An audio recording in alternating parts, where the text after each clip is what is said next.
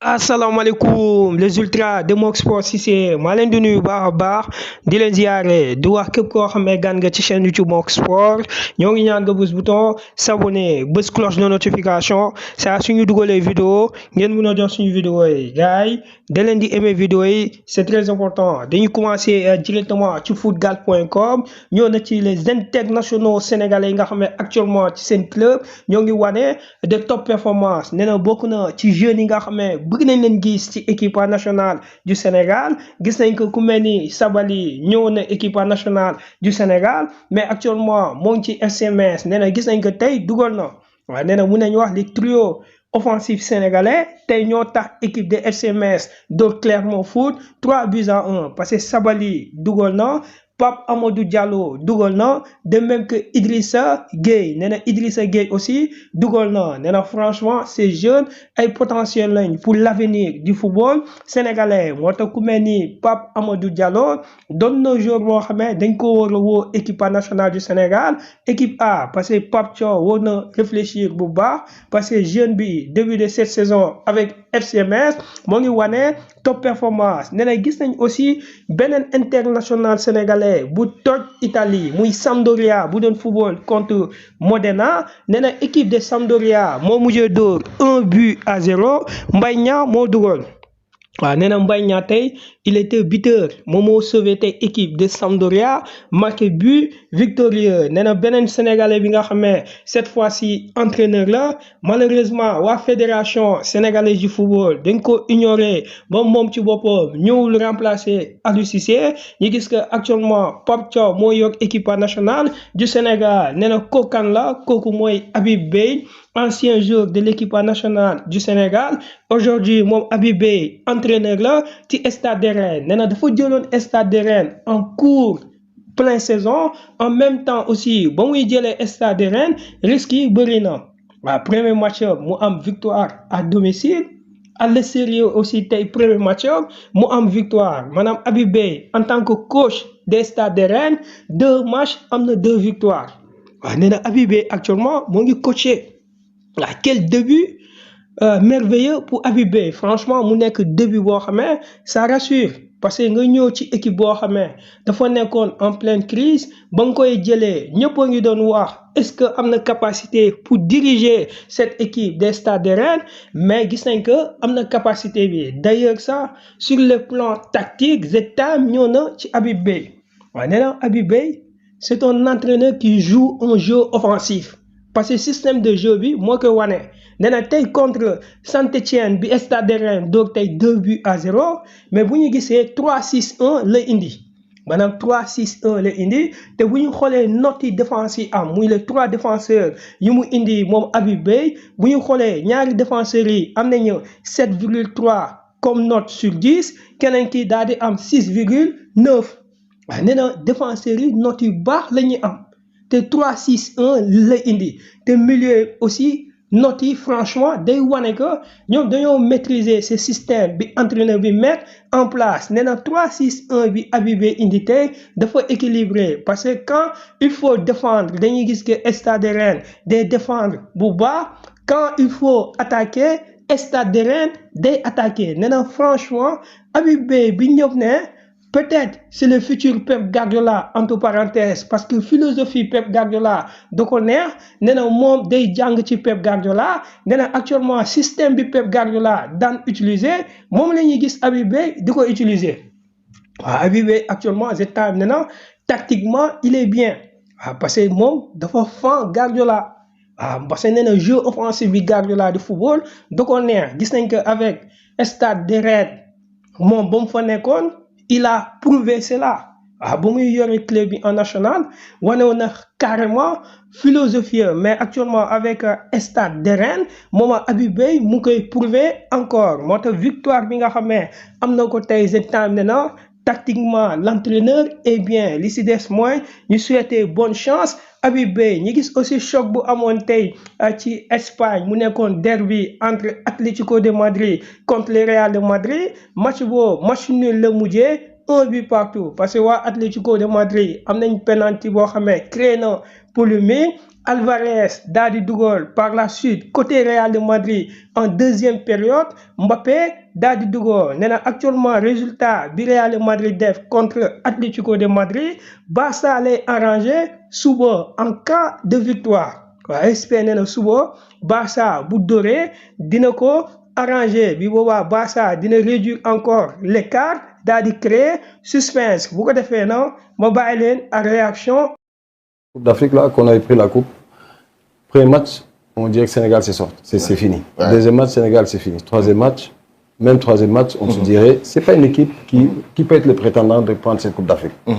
À l'arrivée, comme on dit, quand tu as une équipe, il faut avoir des compétiteurs. De plus en plus, le niveau commence à monter. Et cette équipe-là, tu sais, on n'a pas beaucoup joué contre le Bénin. Ni ces autres Botswana, ni ces autres équipes-là. On ne les maîtrise pas. Donc, le problème en est qu'on joue notre jeu, on est l'équipe à battre, on vient avec notre système bien calculé, on se met à bien jouer. On a la chance d'avoir aujourd'hui un entraîneur, au moins qui n'est pas comme l'entraîneur qui était là, qui aimait défendre, c'est vrai, il a fait du bon boulot à l'UCC, mais après, comme on dit, si tu as enlevé Pape Thiaw, tu ramènes Habib Beye ou tu amènes Omar Daf, c'est là qu'on pouvait appeler ça rupture. Parce qu'eux, ils ne maîtrisent pas le football, le vrai football sénégalais. C'est pour ça que je vais demander, moi, qu'on leur laisse faire leur carrière là-bas et laisser Pape Thiaw, qui en avance par rapport à eux de l'équipe nationale, qu'ils puissent prendre l'équipe nationale. Heureusement, ils l'ont fait. Maintenant, comment il connaît le football sénégalais? Il n'y a personne qui le connaît autant que lui. Les gens l'ont jugé par rapport à Niary Tally, mais c'est deux choses différentes. Entraîner un club n'a rien à voir avec entraîner. Tu sais que Guardiola, son problème aujourd'hui, c'est ça. Son rêve, c'est d'entraîner l'équipe d'Espagne. Et Kouf, il avait dit, j'ai fait les deux, et c'est deux choses différentes. Il faut choisir. Si tu es bien en club, reste en club. Si tu es bien en équipe nationale, reste en équipe nationale. Et c'est ça la différence entre ce aujourd'hui, le gain de cause qu'on a avec Pape Thiaw et les autres. Aujourd'hui, il ne faut pas sous-estimer les clubs, les équipes là. Le plus important, c'est quoi? Moi, je dis, sur cette Coupe d'Afrique, deux équipes que j'ai peur, que je ne demande pas de croiser. Il faut croiser les équipes, c'est vrai. Mais il y aura des séquelles qui vont tomber. Maroc, je l'attends en demi-finale ou en finale. Nigeria, je l'attends en demi-finale. Mais tous les autres équipes, là où je veux vraiment prendre ma revanche, c'est huitième de finale, quart de finale, si jamais avec la Côte d'Ivoire. Parce que Côte d'Ivoire, on est 10 fois plus fort que lui. C'est le niveau tactique qu'il nous a gagné. Parce qu'on a changé le système. Et pourtant, c'est le système qui a gagné contre le Brésil. Il a fait quelque chose que personne, aucun entraîneur peut penser qu'il y a Aliou qui peut penser ça.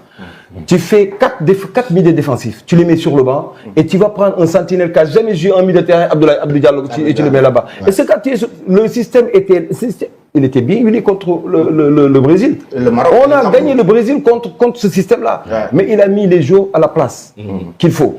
Mais là, comment tu peux prendre un défenseur qui n'a jamais joué dans l'axe comme sentinelle, plaque tournante, et tu le mets en milieu de terrain, et tu mets 4 milieux de terrain défensifs, tu le mets... Attends, tu vois un Siré qui n'a jamais joué sur ce championnat, et tu le fais jouer contre le Sénégal.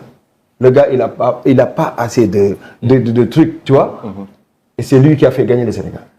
Dans ce cas, tu as un gars comme ça, Ngana, tu fais rentrer Ngana, tu gagnes sur un pantalon ça.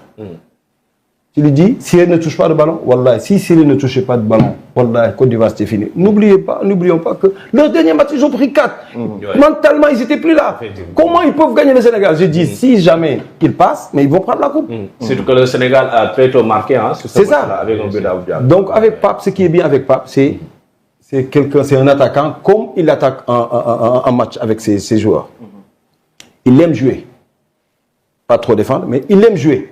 Donc c'est un bon augure pour le Sénégal. Pour la première fois qu'on peut voir au moins qu'on pèse le Sénégal comme quoi c'est une équipe joueuse par rapport à ce qui s'est passé. Parce qu'Aliou avait tellement... Ah oui, 100%. J'ai dit le cycle est là. Moi je parle du cycle. Le cycle football africain est encore au Sénégal. La preuve que depuis 2017, les gens nous donnent favoris au Sénégal. Il n'y en a pas d'autres équipes ici. Cameroun, ils n'ont jamais donné favori. Ils n'ont jamais donné à la Côte d'Ivoire. Ils n'ont jamais donné qui que ce soit. Mais le Sénégal, ça fait 5 Coupes d'Afrique. Ils l'ont donné favori. Ça veut dire que le cycle est là. Maintenant, profitons bien avant que le cycle dégage. Si le cycle dégage, c'est comme de 86 jusqu'à 2000. Hein, ça va être très difficile. Ok, Amdi, tout d'abord, j'espère que madame va bien. Oui, ça va, alhamdoulilah. Elle va très bien maintenant. Alhamdulillah, donc c'est ça, c'est à cause de ça que vous avez fait la dernière fois. Exactement. D'accord, la dernière fois, lorsqu'on a fait le tirage, vous avez réagi sur le plateau pour dire que vous ne souhaitez pas que le Sénégal rencontre les grandes équipes, mais les non, petites... deux, j'ai tissé, deux équipes. Deux équipes. Juste deux. Juste deux, c'est-à-dire les plus faibles. Non. On croise d'abord les plus faibles pour terminer avec les plus forts. Ouais.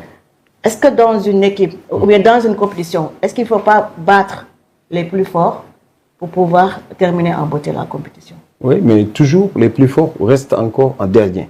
Quand je parle de j'ai peur de Maroc ou machin comme ça, c'est pas peur de jouer avec eux, mais je ne veux pas qu'on laisse des séquelles là-bas. Parce que tu joues contre ces équipes-là, ils mettent 200-300% contre ces équipes-là. Ils peuvent avoir des séquelles, soit blessés, soit méforts, machin comme ça. Moi, je dis, il faut avoir toutes les équipes. Mais des fois, il faut faire tout calcul de ne pas croiser ces équipes-là. Pourquoi? Parce que de laisser des séquelles. Parce que ça peut être bien comme ça peut être mal.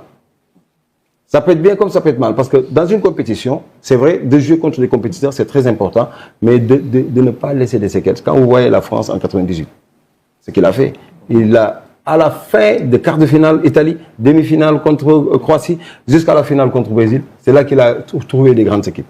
Mais sinon, tous, c'était des petites équipes.